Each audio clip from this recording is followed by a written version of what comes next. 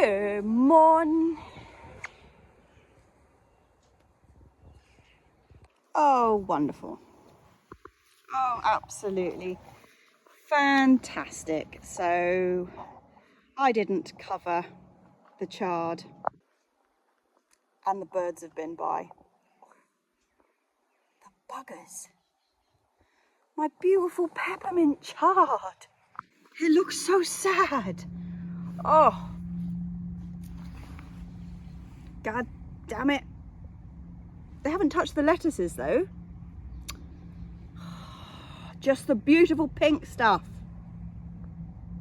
Oh, well, at least that's sorted out. First job of the morning. Cover the chard. Good morning, Lil. Hello, sweetheart. Hello, darling. Hey. Yeah. Come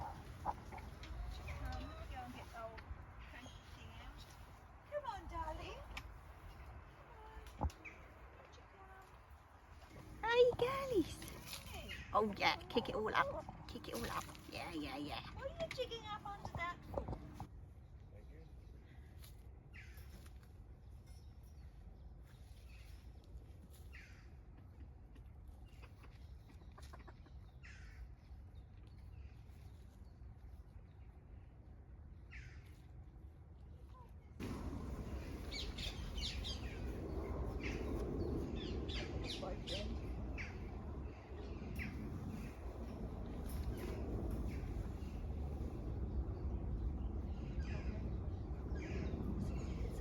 To go over to. Yeah.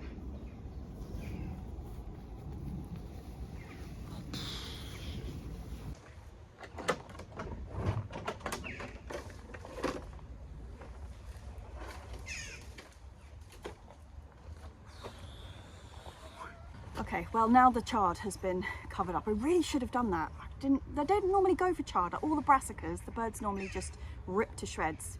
Never had them to chard before though. Obviously it would be my beautiful pink stuff, wouldn't it? I mean, don't blame them, it was gorgeous. Anyway, today's main job is, I don't know if you watched last week's vlog where I spent a good half an hour talking about all the things you can sow in July. I was going to say June then, a bit late. July. Well, today, because of that, I scared myself a bit. It's going to be a mammoth sowing session. And I've divided them into two groups, or the seed packets anyway, into like stuff which I'm going to be sowing into pots and stuff that I'm going to be sowing direct into the bed. So I think the first lot I'm going to do is the pot stuff, and I'm going to set myself up somewhere, bag of compost, a ton of pots, and about 40 packets of seed.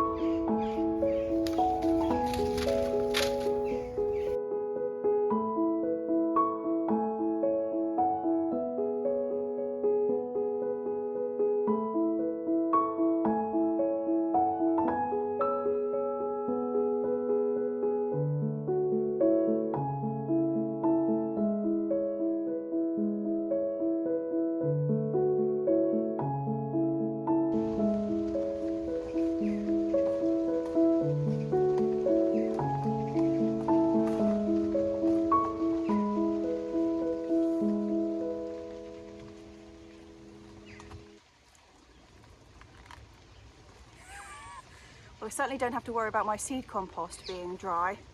I mixed this up in the blue bucket 2 days ago, just after I'd recorded the panic video about all the things to sow in July, and left it out, and we've had nothing but rain for 3 days, and in fact it's just started raining again, which isn't great for my seeds, except I'm under the oak tree here, so it's not really affecting us, apart from the fact that it's like a tie-up between, do you want rain on you or do you want bird poo on you? And I'm in bird poo zone, so a bit risky. But anyway, I've got a lot of stuff to sow, so I'm going to get on with it. First thing I'm going to do is the stuff that's going into the trays. Now, I'm always asked, not so much those big ones, but these little ones, I'm always asked where you get them from, and I recently found somewhere online that's selling them. So, I mean, it's not like an affiliate link or anything. It's just, I just found somewhere that sells them. So I will stick the link in the video at the bottom because these are excellent size. I mentioned this last week when I was going through the July seed list that almost all of this stuff could be sown direct out into the beds at the moment. Like, the soil temperature is really high. The only problem that I've got is kind of twofold. Firstly, that when you're sowing seeds direct and it's still so warm out, it's very difficult to keep the moisture levels up long enough for the seeds to actually really germinate and get strong, because our soil is so sandy and so dusty that the seed can't be buried deep enough for it to really hold on to the moisture. But on top of that, when things are germinating outside, they germinate and then they just vanish because the slugs get them. Whereas if I've got them in the seed trays in the greenhouse, I've got at least a small chance of protecting them and getting the plants up to a good enough size that when I plant them out, their roots are low enough down in the soil that they actually retain a bit of moisture, and also they don't just get eaten entirely before they get a chance. Excellent. What are we going to do first? Right, I'm going to start with the brassicas.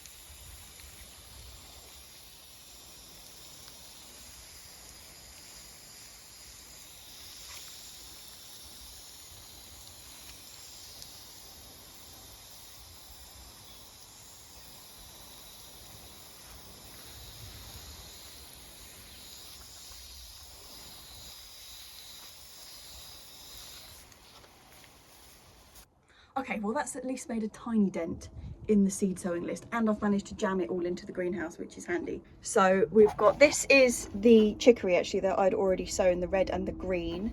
And what did I sow this morning? Dill, chervil, minestra, kohlrabi, red Russian kale, cavallonero, purple sprouting broccoli, nipper leeks. Oh, this is the Caucasian spinach. One has actually come up. Woo, woo, woo. Very exciting. This is the beetroot from a couple of weeks ago that's coming up. I did sow some more today.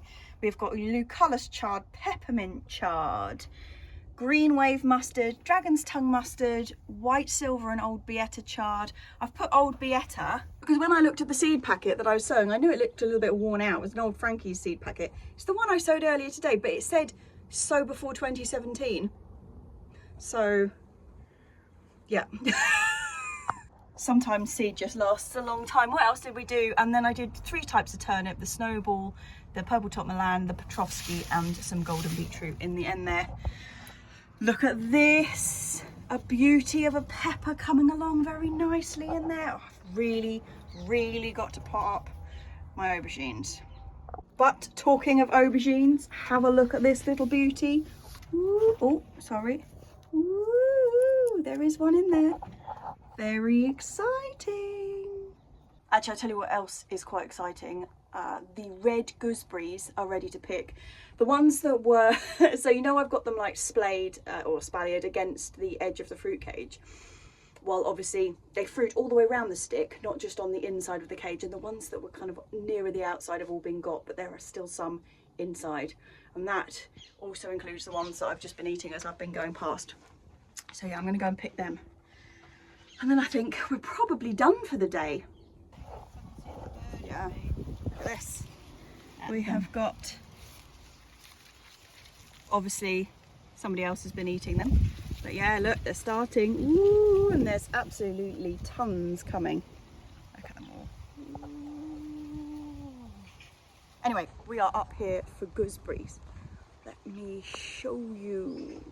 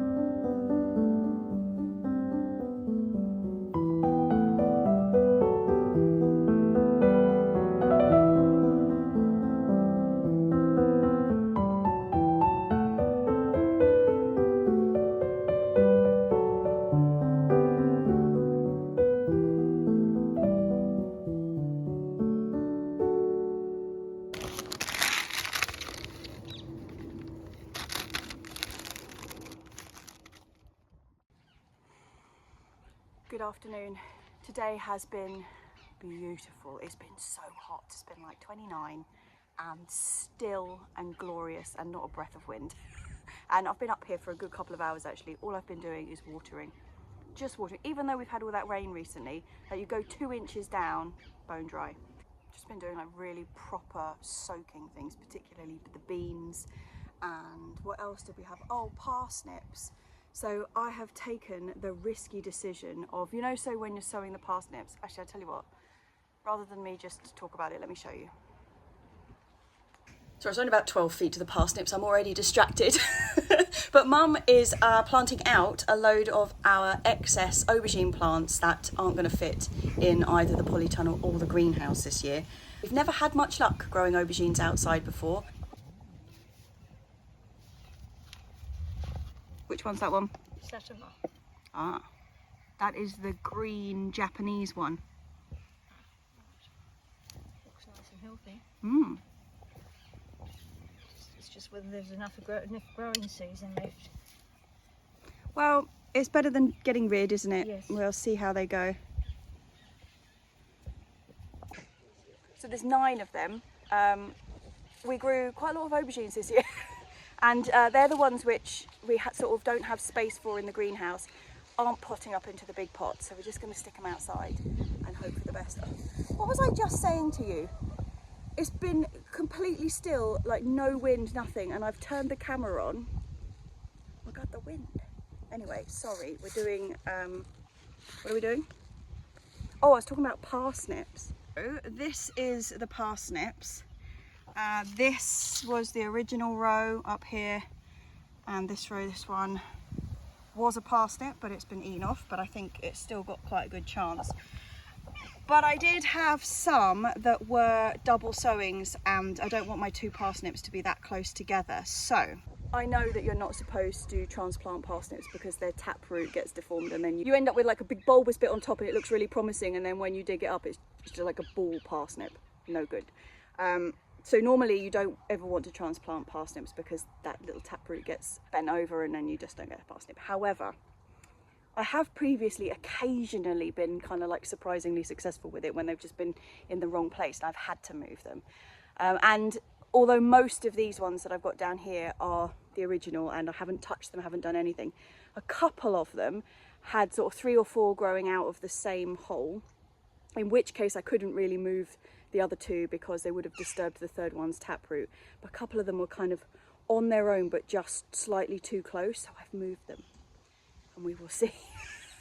Being optimistic. But yeah, we've ended up with 23 parsnips. We've ended up with 23 parsnips, which is just easily enough for us because although I love parsnips, a couple of years when we've ended up growing sort of like half a bed of them, I've never wanted to see another parsnip in my life. So I've learnt my lesson. Parsnips is one of those for me. But what I was supposed to be doing was clearing out some old radishes and putting some new radishes in here next to the parsnips.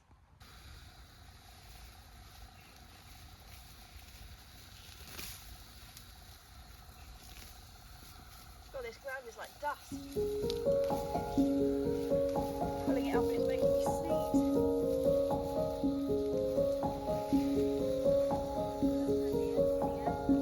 No, nothing.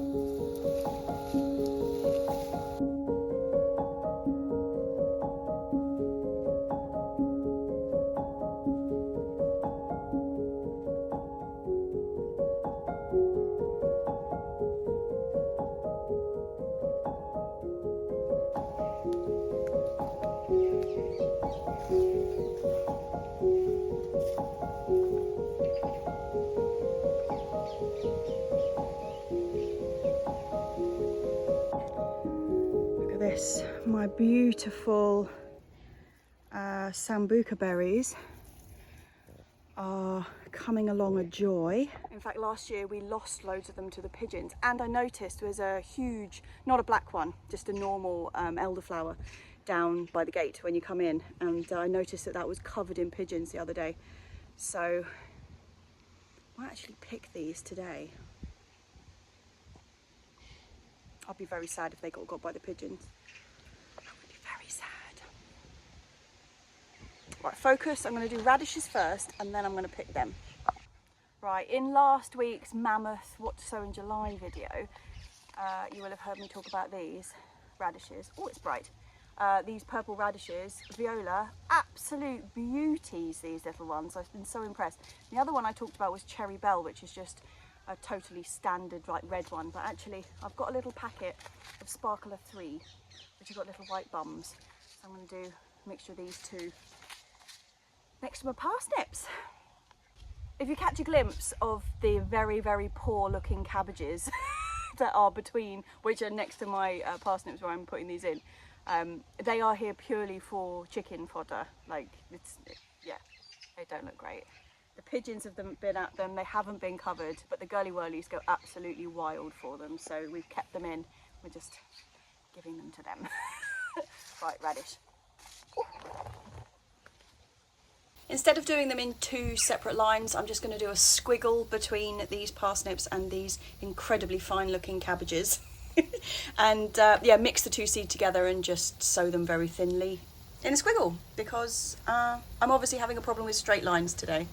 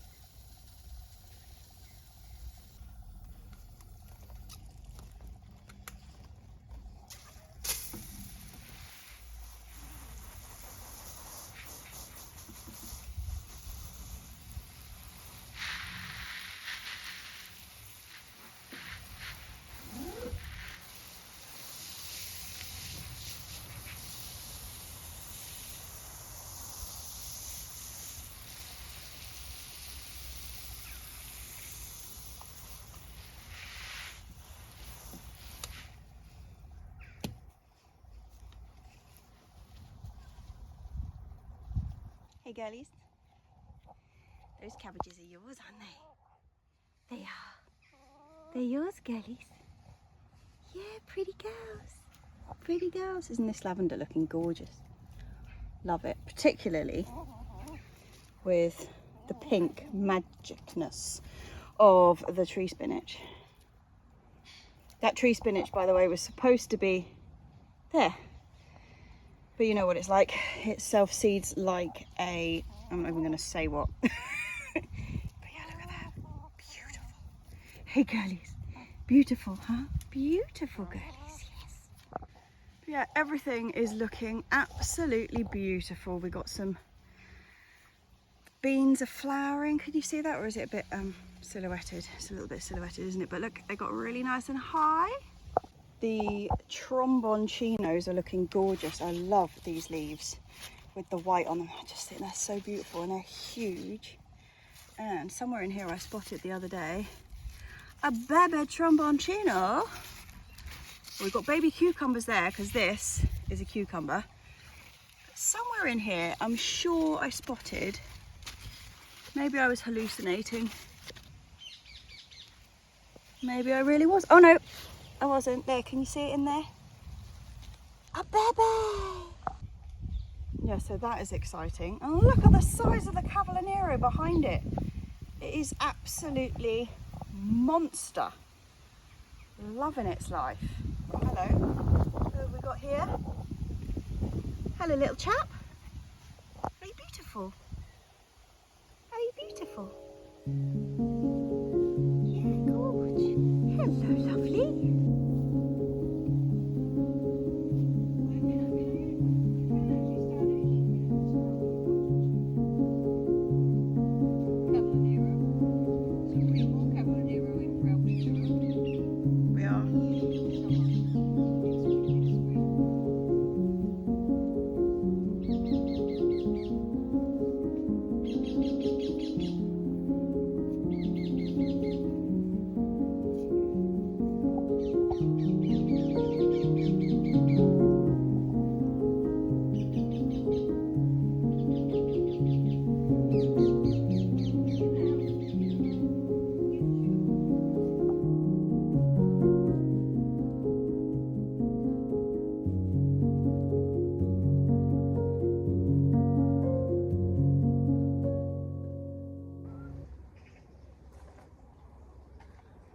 And it's a different day.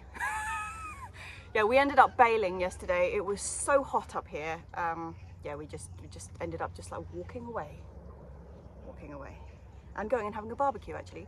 But yeah, up here we just had quite enough, so we went, which means that I didn't end up picking the sambuca berries, the elderberries that I wanted to pick, so I'm going to do that this morning. It's much cooler this morning. It basically rained all night. And now it's incredibly sweaty and humid, but it's not burning hot, which is a joy. Anyway, what am I doing? I am going to be sowing some peas today. I'm going to be sowing some dwarf French beans, and I'm going to be picking the elderberries. That's my jobs. Got to get them done. I've got a load of chilies that desperately need potting up as well in the greenhouse, so if I've got time, I'll do that. But we've got somewhere we need to be this afternoon, because do you remember last week's video when I was helping Hannah out doing her allotment garden at Hampton Court flower show? Well, today, it's actually Sunday today, and it is the last day of Hampton Court, and we are going to go and visit her and have an actual look around all the other gardens, because when I was there, obviously just like focused on sorting her garden out, and I didn't really get to have much of a look around. So this afternoon we are all off to Hampton Court, but we've got to sow some peas first.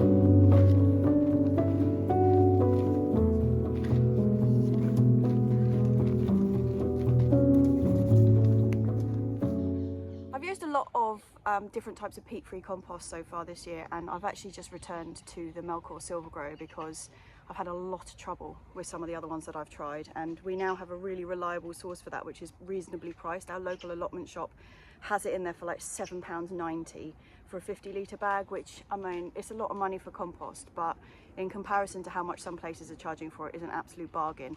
And it is the only one of the peat-free compost that I've used that has been consistently good.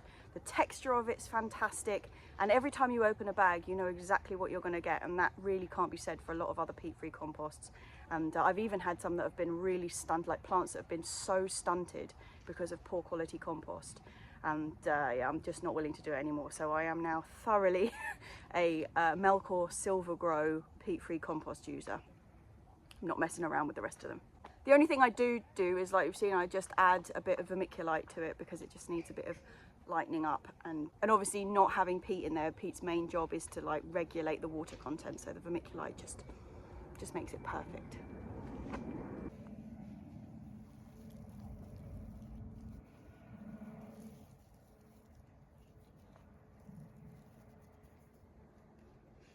Not a classic time of year to be sowing peas, I do admit, but I've got this particular variety which is very tough. You can overwinter it like a broad bean, and I think if any pea is going to survive this time of year, it's this one, and I've heard that people have had some great success with it, so I am going to give it a go. And that variety is Douce Provence. Come on, give us some late summer peas.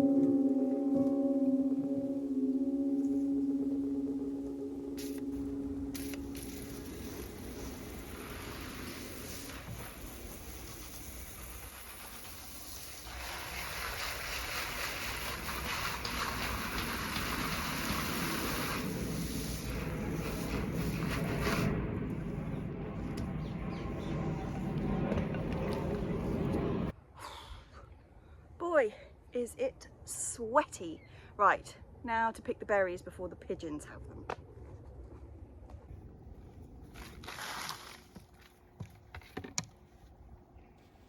So it is the berries off my black lace elder that I'm picking. So this is an elderflower. It has beautiful pink flowers rather than the standard white ones that you normally get on elderflower trees.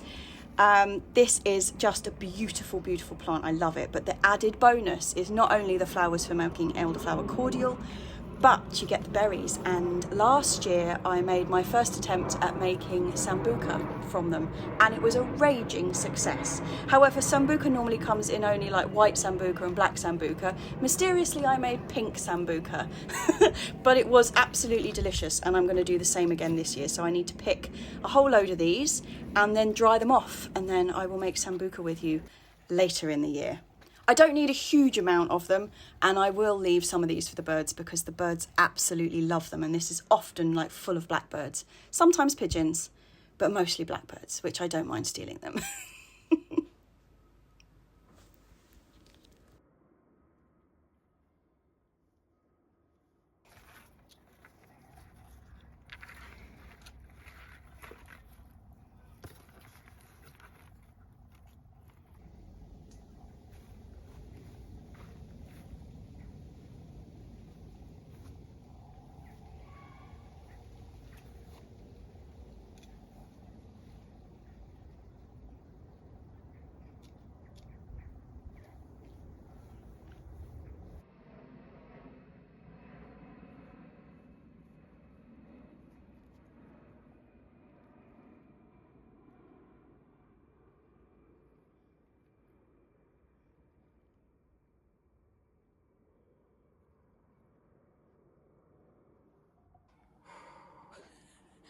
Everything's so, well, okay, let me start that sentence. I was just about to say everything is so behind this year, which admittedly is the stuff outside. But I was thinking that I was really, really behind in here in the greenhouse, because at the moment I haven't even potted my chilies up. I've planted the chilies out, the chilies and peppers that are going in the polytunnel, but I haven't potted them up because, you know, I normally, oh, hold on, let me get an example pot. Obviously this is an aubergine, not a chilli, but these are the pots that I tend to grow my everything in the greenhouse in. So it's like chilies, cucumbers, melons, aubergine. Grow them all in the same standard size pot because it makes it easier. Apart from I've got 2 whopper aubergines this year that are in like big buckets. But I haven't even got anything potted up really yet. I've got these 3 that went into that size pot really good and early because they were just so much bigger than everything else I had. But other than that, that's about it. So I'm going to do a bit of a mammoth potting up. Once I've got them potted up, I need space for them in here, and I have not set anything up in here. But what I do have is a bag of wood chip that I think we must have bought 3 years ago to put more wood chip in here.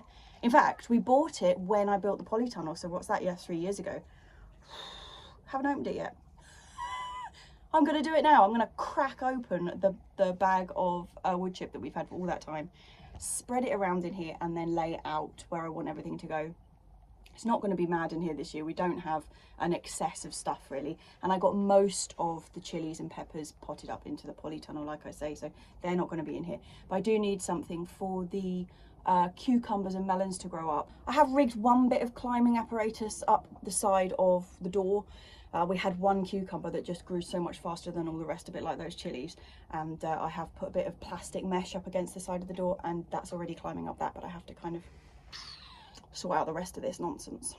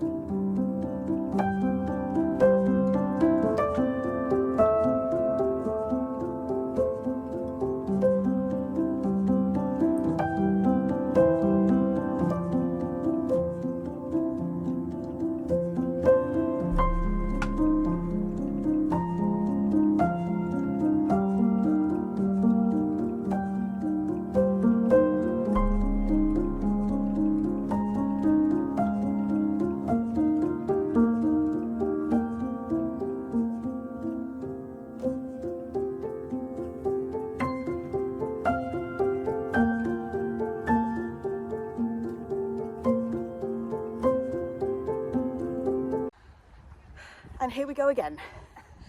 Same rules apply about the filming thing, so we'll see what we can get away with.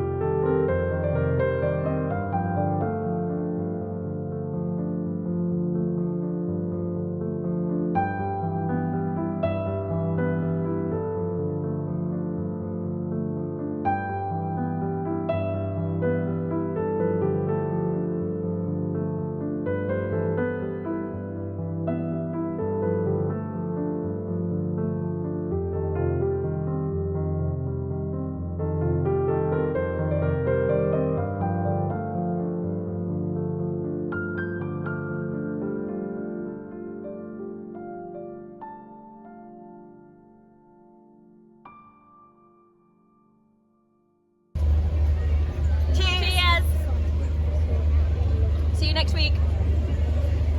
Cool.